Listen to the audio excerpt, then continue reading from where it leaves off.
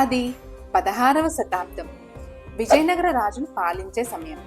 ఆ సామ్రాజ్యానికి రాజగురువుగా ఉండే శ్రీ వ్యాసరాయల వారు అబ్బర పండితులు. అలాగే ఆయన హనుమంతుడి పరమ భక్తుడు. ఆయనకు హనుమంతుల వారు నిజస్వరూపంలో దర్శనమిచ్చారని పురాణాల్లో ఉంది.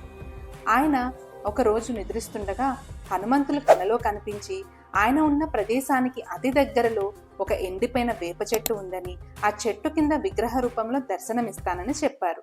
వెంటనే వ్యాసరాయల వారు వెతుకులాట ప్రారంభించారు. ఆ ప్రదేశానికి చేరేసరికి ఎండిన వేప చెట్టు కాస్త చక్కగా చిగురించడం ప్రారంభించింది. అక్కడే తవ్వి చూడగా 10 అడుగుల లోతులో ఆయనకు ఒక ఆంజనేయ స్వామి విగ్రహం కూడా కనిపించింది. తర్వాత ఆ విగ్రహాన్ని ప్రతిష్ఠించి అక్కడే ఆలయాన్ని కూడా నిర్మించారు.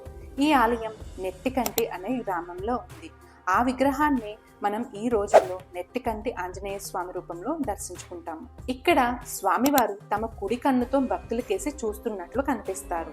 అలాగే ఆంజనేయ స్వామి వారు ఇప్పటికీ రాత్రి వేళలా ఇక్కడ సంచరిస్తారని పురాణాలు చెబుతున్నాయి. అందువల్లనే అనేక మంది భక్తులు ఇక్కడ ఆలయ ప్రాంగణంలో నిద్ర చేసి తమ కోరికలు నెరవేరాలని స్వామివారిని దర్శించుకుంటారు. ఈ క్షేత్రం గుంతకల్లు పట్టణం నుండి 7-8 కిలోమీటర్ల దూరంలో ఉన్న కస్సాపురం అనే ప్రదేశంలో ఉంది. ఈ ఆలయాన్ని దర్శించుకున్న భక్తులకు భూత, ప్రేత, గ్రహపీడలు ఏమున్నా కూడా తొలగిపోతాయని భక్తుల విశ్వాసం.